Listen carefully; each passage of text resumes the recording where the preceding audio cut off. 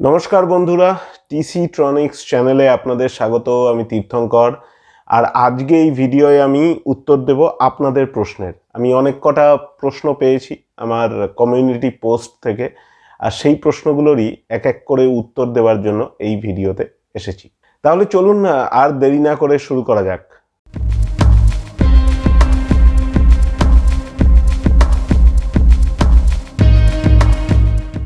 আমাকে প্রথম যিনি প্রশ্নটি করেছেন দেবজ্যোতি ঘোষ, আমি তুমি করেই বলছি। দেবজ্যোতি জিজ্ঞেস করেছে যে ESP8266 আর কখনো কখনো ESP32তেও বিন ফাইল আপলোড করা যায়, সেটা একাধিক বিন ফাইল কেন আপলোড করা হয়, বা হেক্স কোডের সময় 0x তারপরে মাল্টিপল 0 এরকম একটি অ্যাড্রেস কেন দিতে হয়। তো দেবজ্যোতি, তোমাকে প্রথমে যেটা আমি বলতে চাই সেটা হচ্ছে যে এই যে 0x তারপরে যতগুলো জিরো লিখেছো, এই জিনিসটাকে বলা হয় অরিজিন অ্যাড্রেস।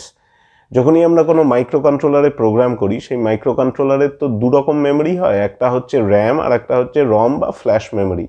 ফ্ল্যাশ মেমোরিতে আমরা যেটা স্টোর করি সেটা অ্যাকচুয়ালি সেই প্রোগ্রামটা।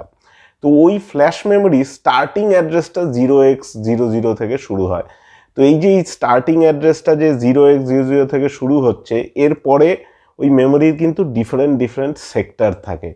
তো ওইখান থেকে প্রোগ্রামটা শুরু হয়, কিন্তু এটাকে মাল্টিপল সেক্টরসে ভাগ করা যায়।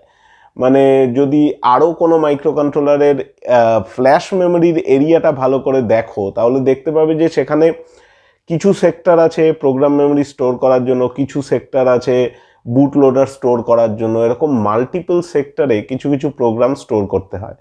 তো একটা জিনিস তোমাকে জাস্ট তোমার ইনফরমেশনের জন্য বলতে চাই, সেটা হচ্ছে আরডুইনো বোর্ডে আমরা যে এভিআর মাইক্রো কন্ট্রোলারটা ইউজ করি, সেই মাইক্রো কন্ট্রোলারের মধ্যে কিন্তু একটা বুট লোডার থাকে। এই বুট লোডারটাও ওর একই ফ্ল্যাশ মেমোরির কোনো একটা সেক্টরে থাকে। তা সত্ত্বেও কিন্তু আমরা আরডুইনো আইডিতে প্রোগ্রাম লিখে সেখানে নতুন প্রোগ্রাম আপলোড করতে পারি। সেক্ষেত্রে কিন্তু ভালো করে ভেবে দেখো, একটা মাইক্রো কন্ট্রোলারের মধ্যে দুটো প্রোগ্রাম রয়েছে। একটা বুট লোডার যেটা ইরেজ হচ্ছে না যখন নতুন প্রোগ্রাম করা হচ্ছে, সেটা অন্য কোনো সেক্টরে স্টোর হচ্ছে। এই যে জিনিসটা হচ্ছে, এই জিনিসটা ওই দুটো বিন ফাইল বা তিনটে বিন ফাইল দেওয়ার মানে এইটা, যে বিভিন্ন সেক্টরে একটা একটা করে ছোট ছোট প্রোগ্রাম স্টোর করা রয়েছে, একটা অন্যটার সাথে কোনোভাবেই ওভারল্যাপ করছে না, প্রত্যেকটা নিজের নিজের সেক্টরে রয়েছে। এই জিনিসটাকে মেনলি ব্যবহার করা হয় যখন ফার্মওয়্যার ওভার দি এয়ার, যেটাকে ফোটা বলে, মানে ওয়াইফাইয়ের থ্রুতে প্রোগ্রাম করছি বা বিএলই থ্রুতে ESP32কে প্রোগ্রাম করছি, সেক্ষেত্রে এই মেমোরির সেক্টর ওয়াইজ সেগমেন্টেশনটা দরকার। আর এটা খুব ভালোভাবে খুব বুঝে শুনে করতে হয়। তাই ধন্যবাদ তোমাকে, এই ধরনের একটা প্রশ্ন তুমি করেছো, আর এই প্রশ্নের মাধ্যমে আমি সবাইকে এই জিনিসটাকে বুঝিয়ে দিতে পারলাম। তাহলে 0x যেটা লিখেছো ওটা অরিজিন অ্যাড্রেস, ওটা স্টার্টিং অ্যাড্রেস। আর দুটো তিনটে বিন ফাইল মানে হচ্ছে ওই সেক্টর ওয়াইজ বিভিন্ন প্রোগ্রামকে স্টোর করে রাখা। এর মধ্যে বুটলোডারও থাকতে পারে, আর বুটলোডার থাকলে আবার নতুন প্রোগ্রাম কোথা থেকে শুরু হবে তার জন্য ডিফারেন্ট সেক্টরের অ্যালোকেশনটা করা থাকে। এটা কিন্তু ওই প্রোগ্রামগুলোর মধ্যেই লিখতে হয়। তো আশা করি তোমার প্রশ্নের জবাব তুমি পেয়েছো। এবার চলে যাব আমি পরের প্রশ্নে।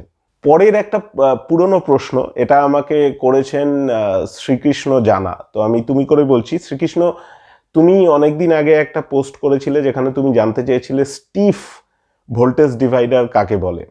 তো ভোল্টেজ ডিভাইডারের সব থেকে কুইন্ট এসেন্সিয়াল যে পার্টটা রয়েছে সেটা হচ্ছে ওর দুটো রেজিস্ট্যান্স সিলেক্ট করা। যদি আমি দুটো রেজিস্ট্যান্স দিয়ে একটা ভোল্টেজ ডিভাইডার সার্কিট বানাচ্ছি, তো সেই রেজিস্ট্যান্স দুটোর ভ্যালু সিলেক্ট করা। এটার একটা খুব কমন ফর্মুলা আছে, সেটা আমি এর আগে কোনো ভিডিওতে হয়তো আলোচনা করেছি অলরেডি। সেই ভিডিওগুলো দেখতে পারো। যে ভোল্টেজ ডিভাইডারের ফর্মুলা আজকাল ইন্টারনেটে প্রচুর অ্যাভেলেবেল, ইভেন ক্যালকুলেশনসও অ্যাভেলেবেল রয়েছে। তো সেই ফর্মুলা দিয়ে আমরা যে জিনিসটা বার করতে চাই বা বার করি সাধারণত, সেটা হচ্ছে ওই রেজিস্ট্যান্স দুটোর ভ্যালু, আর কিভাবে ওই রেজিস্টারগুলোকে সিলেক্ট করব। এবার এই ভোল্টেজ ডিভাইডার থেকে যদি আমি কোনোভাবে কারেন্ট নিই, মানে এখান থেকে যদি আউটপুট নিই, তাহলে কীরকম হবে। মানে ধরো একটা সিম্পল ভোল্টেজ ডিভাইডার যেখানে সোর্স রয়েছে, সোর্সের থেকে R1 একটা সিরিজ রেজিস্ট্যান্স, আর একটা লোড রেজিস্ট্যান্স দিয়ে জাস্ট সিম্পলি গ্রাউন্ড রয়েছে। লোডের অ্যাক্রসে আমি একটা মানে লোড রেজিস্টারের অ্যাক্রসে একটা আমি ভোল্টেজ নিচ্ছি বা সেখানেও আমি একটা লোড কানেক্ট করেছি।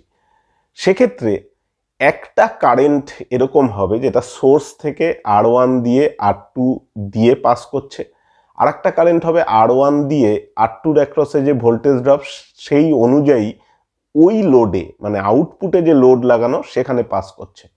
স্টিফ ভোল্টেজ ডিভাইডার মানে হচ্ছে যে কারেন্টটা লোড রেজিস্ট্যান্স দিয়ে পাস করে গ্রাউন্ড হচ্ছে সেটা is always higher than the current যেটা এক্সটার্নাল লোডে যাচ্ছে।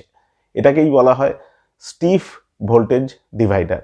তো এটা তুমি যে কোনো সার্কিট নিজের খুশি মতো নিজের চয়েস মতো যে ফর্মুলাটা বললাম এটাকে মেনটেন করে করে তুমি বানাতেই পারো। তো তুমি সেক্ষেত্রে একটা কিন্তু স্টিফ ভোল্টেজ ডিভাইডার বানাবে। আশা করি তোমার এই প্রশ্নটার উত্তর দিতে পেরেছি। এবার চলে যাব আমি আমার নেক্সট প্রশ্নে। এবারের প্রশ্নটিও শ্রীকৃষ্ণ জানা আমাকে করেছে। সেই প্রশ্নটি খুব ইন্টারেস্টিং। হ্যাঁ, শ্রীকৃষ্ণ তুমি জানতে চেয়েছো অ্যানালগ ইলেকট্রনিক্সের একটা খুব ইম্পর্টেন্ট কনসেপ্ট ইনপুট ইম্পিডেন্স আর আউটপুট ইম্পিডেন্স, সেটা ফেটের রেসপেক্টে, মসফেটের রেসপেক্টে, বিজেটির রেসপেক্টে, অপ্যাম্পের রেসপেক্টে তুমি জানতে চেয়েছো, তার ক্যালকুলেশনস জানতে চেয়েছো। তো তোমাকে প্রথমে একটা কথা বলি যে ট্রানজিস্টার, ফেট, মসফেট এগুলোকে মূলত প্র্যাকটিক্যাল কেসে আমরা সুইচিংয়ের জন্য ব্যবহার করি। অ্যাম্প্লিফায়ারের জন্য অত বেশি ইউজ হয় না। অ্যাম্প্লিফায়ারের জন্য যে জিনিসটা ইউজ হয় সেটা কিন্তু অপ্যাম্প। তো এই অপ্যাম্পটা ম্যাক্সিমাম কেসেসে ইউজ হয়। তো অপ্যাম্পের একটা খুব কুইন্টেসেন্সিয়াল রুল হচ্ছে input impedance high, output impedance low. Input impedance high হওয়ার কারণে অপ্যাম্পের ইনপুটে কারেন্ট খুব কম ঢোকে, আর আউটপুটে কিন্তু অপ্যাম্প থেকে কারেন্ট সোর্স করা যায়। এই ফিচারটা অপ্যাম্পের একটা গোল্ডেন রুল বলতে পারো, আর এটা দিয়ে অপ্যাম্পের অনেক অনেক সার্কিট সলভ করে দেওয়া যায়। তো এই যে ইম্পিডেন্সের কথাটা, ইম্পিডেন্স মাপবে কিভাবে? ইম্পিডেন্স মাপার একটা বিশেষ টেকনিক হচ্ছে তুমি ইনপুটে সে দুটো ভোল্টেজ অ্যাপ্লাই করলে, V1 আর V2। V1 হলে অপ্যাম্পের থ্রু দিয়ে কারেন্ট পাস করছে I1, আর V2 হলে কারেন্ট পাস করছে I2। তাহলে এই দুটো পয়েন্টের এবার তোমাকে যে ফর্মুলাটা অ্যাপ্লাই করতে হবে সেটা হচ্ছে V2 minus V1 divided by I2 minus I1। এইটা পেলেই তুমি একটা delta V divided by delta I পাবে, সেটাই হবে তোমার ইনপুট ইম্পিডেন্স। এটা কিন্তু অপ্যাম্প টু অপ্যাম্প ভ্যারি করবে, মানে তুমি কোন পার্টিকুলার অপ্যাম্প ইউজ করছো সেটার উপরে অনেকটা ডিপেন্ড করছে। তো এটা তুমি প্র্যাকটিক্যালি করে দেখতে পারো। তারপরে ওই অপ্যাম্পের ডেটা শিটে তুমি অপ্যাম্পের ডেটা শিটে যে ইনপুট ইম্পিডেন্সটা লেখা রয়েছে তার সাথে ম্যাচ করে দেখতে পারো। ইনফ্যাক্ট খুব ভালো ডকুমেন্টেশন হলে অপ্যাম্পের ডেটা শিটেই লেখা থাকবে ওই আমি যে পয়েন্টটার কথা বললাম দুটো ভোল্টেজের, এটার একটা গ্রাফ থাকবে। তো ইম্পিডেন্স যেভাবে বার করা যায় সেটা কিন্তু খুব সিম্পল, যেটা তুমি আশা করি বুঝতে পেরেছো। সেটা হচ্ছে রেট অফ চেঞ্জ অফ, মানে দুটো ভোল্টেজের মাঝের ডিফারেন্স আর দুটো কারেন্টের মাঝের ডিফারেন্স, এই জিনিসটাকে ইম্পিডেন্স বলে। এটা আবার যখন আউটপুটে মাপতে যাব তখন প্রসেসটা একটু আলাদা হবে, মানে এখানে সিঙ্কিংও মাপতে হবে, সোর্সিংও মাপতে হবে। দুটো মাপার পর তারপরে আমরা অপ্যাম্পের আউটপুট ইম্পিডেন্সটাকে ফ্রিজ করতে পারবো। তো এটা এত বড় একটা টপিক, আর এটা মানে এত ছোট ভিডিওতে এটা করাটা মুশকিল আছে। তো আমি তোমাকে কথা দিচ্ছি আগামী দিনে একটা ভিডিও আনবো যেখানে এই পুরো ব্যাপারটা আমি ইলাস্ট্রেট করে দেবো, মানে পুরো ক্যালকুলেশন করে গ্রাফ প্লট করে আমি দেখিয়ে দেবো, প্রবাবলি অন সিমুলেশন হয়তো তার ডেটা শিটের সাথে ম্যাচ করবেই, সেটাও ম্যাচ করে আমি দেখিয়ে দেবো। তবে সেটা আলাদা একটা সেপারেট ভিডিও ডিমান্ড করে। আর তুমি এই প্রশ্নটা করেছো তার জন্য তোমাকে ধন্যবাদ। এই প্রশ্নর এগেনস্টে, মানে এই প্রশ্নের এগেনস্ট বলা ভুল হবে, এই প্রশ্নের উত্তরে যে আমি ভিডিওটা বানাবো সেই ভিডিও থেকে সবাই অনেক কিছু শিখতে পারবে। আশা করি তোমার প্রশ্নের উত্তর দিতে পেরেছি। তো তোমাকে একটু অপেক্ষা করতে হবে ভিডিওটির জন্য। এবার চলে যাব আমি আমার নেক্সট প্রশ্নে। আমাকে নেক্সট প্রশ্নটি করেছেন পল্লব সরকার। তো পল্লব সরকার, তোমাকেও তুমি করে বলছি, তুমি এর আগেও একটা প্রশ্ন করেছিলে, আমি তোমার প্রশ্নের উত্তর দিয়েছি। তুমি আরেকটি পার্টিকুলার প্রবলেমের কথা বলেছো, যে এই প্রবলেমটা হচ্ছে ফ্লোটিং পয়েন্ট তুমি কি করে ডিসপ্লে করবে। তো ফ্লোটিং পয়েন্ট ডিসপ্লে করতে গেলে তোমাকে প্রথমে যে জিনিসটা করতে হবে সেটা হচ্ছে তোমাকে এটা ডিসাইড করতে হবে তুমি ডেসিমেলের পরে কটা ডিজিট প্রিন্ট করতে চাইছো। হয় এটা এলসিডিতে প্রিন্ট করতে চাইবে বা সিরিয়াল টার্মিনালে, যেখানে খুশি তুমি প্রিন্ট করতে চাইছো। এই যে এই ফ্লোটিংয়ের পরের ডিজিটটা কেন ইম্পর্টেন্ট, কারণ যদি তুমি ধরো একটা টেম্পারেচার পাচ্ছ যেটা ক্যালকুলেট করে তোমার হলো 25.1 ডিগ্রি সেলসিয়াস, তো এই যে পয়েন্টের পরে তুমি একটাই ডিজিট ডিসপ্লে করছো, সেক্ষেত্রে তুমি যে ভ্যালুটা পাবে ক্যালকুলেট করার পর, মানে 25.1-এর কথা বলছি, সেটার সাথে 10 মাল্টিপ্লাই করবে যদি ডেসিমালের পরে তুমি একটা ডিজিট দেখাতে চাও। যদি দুটো ডিজিট দেখাতে চাও তাহলে 100 মাল্টিপ্লাই করবে। মাল্টিপ্লাই করে তুমি আমাকে মেসেজে যেভাবে লিখেছো যে একটা ইন্টিজারকে মডিউল 100 তারপরে ডিভাইড বাই 10 এরকম করে যেভাবে ডিসপ্লে করা হয় সচরাচর, সেইভাবে ওটাকেও ডিসপ্লে করো, বাট প্রথমের দুটো ডিজিট বা তিনটে ডিজিটের পরে তুমি একটা পয়েন্ট ডিসপ্লে করো, তারপরের ডিজিটটা করো। কারণ তোমার কাছে এটা তখন ক্লিয়ার হয়ে যাবে যে তুমি যে ভ্যালুটা পাবে তোমার লাস্ট যে ডিজিটটা হবে, যদি তুমি ডেসিমালের পরে একটা ভ্যালু প্রিন্ট করতে চাও তাহলে লাস্ট ডিজিটের আগেই তোমার পয়েন্টের লোকেশনটা হবে। এইভাবে তুমি ফ্লোটিং পয়েন্টটাকে ডিসপ্লে করতে পারো। আশা করি তোমার প্রশ্নের উত্তর দিতে পেরেছি। এবার চলে যাব আমি আমার নেক্সট প্রশ্নে। আমাকে এই প্রশ্নটি করেছেন ওবাইদুল্লাহ সরকার। তিনি জানতে চাইছেন যে পিক বা ডিএসপিক মাইক্রোচিপকে কনফিগার করার জন্য কোনো গাইডলাইন ফলো করব, বা অ্যালগোরিদম সাজাতে গেলে কোন কোন জিনিসগুলো মাথায় রাখতে হবে। তো দেখো, অ্যাপ্লিকেশন ওয়াইজ তুমি যে কোনো আইসিকে কনফিগার বা সিলেক্ট করতে পারো, আর এছাড়া আর কোনো রিজন নেই। তোমার কাছে রিকোয়ারমেন্টটা খুব ক্লিয়ার হওয়া দরকার, তারপরেই তুমি আইসিটাকে সিলেক্ট করতে পারবে। আর তোমার রিকোয়ারমেন্ট যদি ফ্রিজ হয়ে যায় বা রিকোয়ারমেন্ট যদি তোমার মাথায় ঠিকঠাক থাকে, তাহলে তুমি আইসিটাকেও সেই প্যারামিটারগুলোকে কনফিগার করতে পারবে। এবার চলে আসি অ্যালগোরিদমের কথায়। অ্যালগোরিদমের একটা বেসিক পয়েন্ট হচ্ছে ফ্লো চার্ট। ফ্লো চার্ট তোমাকে বানাতে হবে। এনিহাউ তোমার একটা ডকুমেন্টেড ফ্লো চার্ট থাকা দরকার, যেই অনুযায়ী তোমাকে প্রোগ্রামটা লিখতে হবে। তবে আমি রেকমেন্ড করব তুমি প্রোগ্রামটা বটম আপ অ্যাপ্রোচে লেখো। বটম আপ অ্যাপ্রোচ মানে তোমাকে প্রথমে আগে হার্ডওয়্যার লেভেল মানে লো লেভেলের ফাংশনস রেডি করতে হবে। মানে ধরো তোমার প্রোগ্রামের মধ্যে তুমি এডিসি ইউজ করতে চাইছো, পিডব্লিউএম ইউজ করতে চাইছো, সেক্ষেত্রে তুমি এডিসির একটা ইনিট ফাংশন লেখো, ইনিশিয়ালাইজেশন, যেখানে এডিসিটা কোন স্যাম্পলিং ফ্রিকোয়েন্সিতে কাজ করবে, তার টাইম কি হবে, কোন চ্যানেল কাজ করবে, সেগুলোকে স্পেসিফাই করা থাকবে। সিমিলারলি পিডব্লিউএমে তোমার পিডব্লিউএম ফ্রিকোয়েন্সি কী হবে, ডিউটি সাইকেল কী হবে, এই জিনিসগুলো একটা ফাংশানে লেখা থাকবে। তারপরে তুমি একটা রিড এডিসি ফাংশন লেখো, যেটা কিন্তু ইনিশিয়ালাইজেশনের পরে কল করতে হবে। তার সেরকমই আবার পিডব্লিউএম ইউনিটের পরে একটা পিডব্লিউএম জেনারেট করার ফাংশন তুমি লেখো। এরকম করে তোমার ছোট ছোট 4টে ফাংশন রেডি হয়ে যাবে। এরপরে তুমি এর উপরের লেভেলে চলে এসো। সেই উপরের লেভেলে তোমাকে এটা ডিসাইড করতে হবে যে যখন সিস্টেমটা ইনিট হচ্ছে তখনই যাতে পিডব্লিউএম আর এডিসিটা ইনিট হয়ে যায়, মানে ইনিশিয়ালাইজ হয়ে যায়। তার উপরের লেভেলে আসলে তোমাকে শুধু ফাংশন কল করতে হবে যে রিড এডিসি, তুমি চ্যানেল নাম্বার পাঠিয়ে দিলে তোমাকে ডেটাটা চলে এলো। এরকম করে ধীরে ধীরে তোমাকে উপরের দিকে উঠতে হবে। আর এইভাবেই ইন্ডাস্ট্রিয়াল কেসেসে প্রোগ্রাম লিখলে ভালো হয়। আশা করি তুমি এই বটম আপ যে অ্যাপ্রোচটার কথা বলেছি সেই জিনিসটা একটু বুঝতে পেরেছো। মানে ছোট ছোট আগে মডিউলে তোমাকে ভেঙে ফাংশনস রেডি করতে হবে, তারপরের লেভেলে গিয়ে আরও কোনো ফাংশনস থাকবে যেটা এইগুলোকে অ্যাক্সেস করবে, তার উপরের লেভেলে তুমি ফাংশনগুলোকে জাস্ট কল করতে পারো। যেরমভাবে আরডুইনো বা ওই ধরনের লাইব্রেরিজ লেখা হয়, সেই লাইব্রেরিগুলো দেখলে তুমি অনেকটা আইডিয়া পেতে পারো। তো আশা করি তোমার প্রশ্নের উত্তর দিতে পেরেছি। এবার চলে যাব আমি আমার পরের প্রশ্নে। আমাকে পরের প্রশ্নটি করেছেন মিস্টার বিপ্লব। তো আমি তুমি করে বলছি, তোমার থেকে এর আগেও প্রশ্ন পেয়েছি আমি, সেটা এর আগের ভিডিওতে আমি আলোচনা করেছি।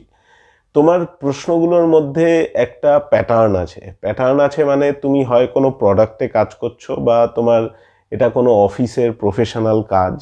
যেই ধরনের প্রশ্ন আসছে সেটা দেখে আমার মনে হচ্ছে যে তুমি কোনো স্পেসিফিক পাওয়ার কনভার্টার বা ওই ধরনের কোনো প্রোডাক্টে বা প্রজেক্টে কাজ করছো। সেক্ষেত্রে তোমার প্রশ্নগুলো খুবই স্পেসিফিক হয়ে দাঁড়াচ্ছে আর খুবই টু দি পয়েন্ট হচ্ছে। তাতে আমার কোনো অসুবিধে নেই, কিন্তু সেটা এই চ্যানেলের স্কোপের বাইরে। তো এটা এক ধরনের মানে কনসালটেন্ট হায়ার করে তোমাদের কোম্পানি বা তোমার কোনো প্রফেশনাল কাজে সেটা লাগতে পারে, তোমরা কোনো কনসালটেন্ট হায়ার করে এই ধরনের ডিজাইনগুলো করতে পারো। অর এলস আর একটা রাস্তা আছে যেটা আমি তোমাকে রেকমেন্ড করব, সেটা হচ্ছে এই যে তুমি একটা প্রশ্ন করেছো যে তুমি একটা সার্কিট, একটা ডেটাশিটের সার্কিটের স্ক্রিনশট নিয়ে তুমি জানতে চাইছো এল আর সি এর ক্যালকুলেশন কি করে হয়। সেটা যে ডেটা শিট বা যে পিডিএফ থেকে নিয়েছো সেখানেই কিন্তু এর ডিটেলটা লেখা আছে। বা তুমি যদি একটু ইন্টারনেট সার্চ করো, এটার খুব একটা রেজোন্যান্ট ফ্রিকোয়েন্সির একটা কমন ফর্মুলা আছে, সেই ফর্মুলা দিয়ে এল আর সি এর ভ্যালুটাকে ডিটারমাইন করা যায়। এবার যখন তুমি এল এর ভ্যালুটা ডিটারমাইন করতে পারছো তখন তোমার লোড কারেন্টও জানতে হবে যে কতটা কারেন্ট যেতে পারে লোডে। সেই বেসিসে যেহেতু ইন্ডাক্টরটা ইন সিরিজ আছে সেই জন্য সেটার মধ্যে দিয়ে কত কারেন্ট পাস করতে পারে সেটা তোমাকে জানতে হবে, সেই মতো ইন্ডাক্টরের ওয়াটেজ সিলেক্ট হবে। তো এইগুলো খুব কমন প্রশ্ন। আরেকটা তুমি প্রশ্ন করেছো যেটা আমি দেখতে পেয়েছি, পিক 16F72 পিকের উপর অলরেডি আমি একটা ভিডিও বানিয়েছি, সেখানে এডিসিটাও দেওয়া রয়েছে। আমি জানি না তুমি ভিডিওটি পুরোটা দেখেছো নাকি। সেই ভিডিওতে আমি ডেটা শিট পড়ে পড়ে যে কোন চ্যানেলের ভ্যালু কি হবে, কোন রেজিস্টারে কি ভ্যালু দিলে আমার কনফিগার হবে, সেই পুরো প্রসেসটা ডেসক্রাইব করা আছে। আমার এই চ্যানেলের মাধ্যমে একটা কথা আমি বলতে চাই, আমি এই চ্যানেলের মাধ্যমে মাছ ধরা শিখিয়ে দিই, তারপরে যে শিখে যায় সে নিজে মাছটা ধরতে পারে। এটা একেবারে খুব সিম্পলিফাই করে বললে এইরকম বলা যায়। তো আমি সেখানে যে যে প্রসেস ফলো করেছি সেই প্রসেসে তুমি কনফিগার করার চেষ্টা করো। সেটা যে আইসি তুমি ইউজ করো না কেন তার ডেটা শিটে এই সমস্ত রেজিস্টারের পুরো বিট বাই বিট ডিটেলস আছে। সেই ডিটেলগুলোকে একটু ডিটেলে পড়তে হবে, পড়লেই জানতে পারবে। তুমি একটা মসফেটের সুইচিংয়ের ব্যাপারে জানতে চেয়েছো উইদাউট ড্রাইভার সার্কিট। জেনারেলি যদি হাই ভ্যালুর মসফেট হয় তাহলে তার একটা ড্রাইভার সার্কিট থাকে। এবার যদি সেই ড্রাইভার সার্কিটটা তুমি নিজে ডিজাইন করতে চাও সেটা একটা আলাদা ব্যাপার। এগুলো ইন্ডাস্ট্রিয়াল প্রসেসে ড্রাইভার সার্কিট কিনতে হয় আর সেই ড্রাইভার সার্কিট দিয়ে করা যায়। এছাড়াও তুমি যদি একটু পড়াশুনো করো তাহলে তুমি জানতে পারবে মার্কেটে এরকম ড্রাইভারও পাওয়া যায় যেটা স্পেসিফিক্যালি মসফেটের জন্যেই, সেটা দিয়ে মসফেট ড্রাইভ করা হয়। তো সেই সার্কিট ছাড়া যদি তুমি নিজে বানাতে চাও তাহলে তোমাকে একটা অ্যানালগ সার্কিটের মতো একটা বড়সড় জিনিস ডিজাইন করতে হবে। তাতে তোমার সার্কিটের স্পেস বাড়বে আর এফিসিয়েন্সিও একটু একটু করে কমবে। আর মসফেটের যে তুমি একেবারে একটা গেট রেজিস্টার কত ভ্যালুর ইউজ করব এই জিনিসগুলো ওই মসফেটের ডেটা শিটেই লেখা থাকবে। তো তোমাকে তার ডেটা শিটটাও একটু পড়তে হবে। মোরওভার তোমার প্রশ্নগুলো পুরোপুরি অ্যাপ্লিকেশন স্পেসিফিক, আর সেগুলোর জন্য তোমাকে একটু ধৈর্য ধরে পড়াশুনো করতে হবে। পড়াশুনো করলে তুমি নিজেই তোমার অ্যাপ্লিকেশানে কি বানাতে চাইছো তার উত্তর প্রত্যেকটা জায়গায় পেয়ে যাবে। মানে তোমার প্রশ্নের পর আমি ইন্টারনেটে সার্চ করে দেখেছিলাম যে এরকম ধরনের কোনো মানে ডেটা শিট বা কিছু আছে নাকি। আমি দেখতে পেয়েছি প্রত্যেকটা কোম্পানি যারা এই ধরনের প্রোডাক্টে কাজ করে প্রত্যেকের সুন্দর সুন্দর অ্যাপ্লিকেশন নোটস হোয়াইট পেপার রয়েছে যেখানে তারা সমস্ত ক্যালকুলেশন করে দিয়েছে। তো সেই জিনিসগুলো আমি রিকোয়েস্ট করব তুমি সেই জিনিসগুলো পড়ে নিয়ে তারপরে যখন তোমার প্রোগ্রাম বা কোনো কিছুতে কোনো সমস্যা হতে পারে সেটা যদি মোর জেনারেলাইজড হয় সেটার উপরে আমি ভিডিও বানাতে পারবো। আর যদি সেটা শুধু একটা স্পেসিফিক অ্যাপ্লিকেশনের জন্য শুধু তোমার প্রয়োজনে লাগছে তাই সেক্ষেত্রে আমার পক্ষে ভিডিও বানানোটা একটু ডিফিকাল্ট হবে, ইভেন প্রশ্নের উত্তর দেওয়াটাও ডিফিকাল্ট হবে। আর যদি তোমার এটা প্রফেশনাল কোনো কাজে লাগছে তাহলে আমি রেকমেন্ড করব যদি খুব অসুবিধা হয় you can hire a consultant, সেটা কোম্পানিতে বলে তুমি সেটা করতেই পারো। আশা করি তোমাদের প্রশ্নের উত্তর দিতে পেরেছি আর তোমরা এই প্রশ্ন থেকে কিছু শিখতেও পেরেছো। দেখা হবে তোমাদের সাথে আগামী ভিডিওতে। আগামী ভিডিওটি একটি শর্টস হবে, তো সেই শর্টসের পরে আবার ফুল লেংথের ভিডিও আসবে, তারপরে আবার শর্ট আবার ফুল লেংথ এরকম অর্ডারে চলতে থাকবে।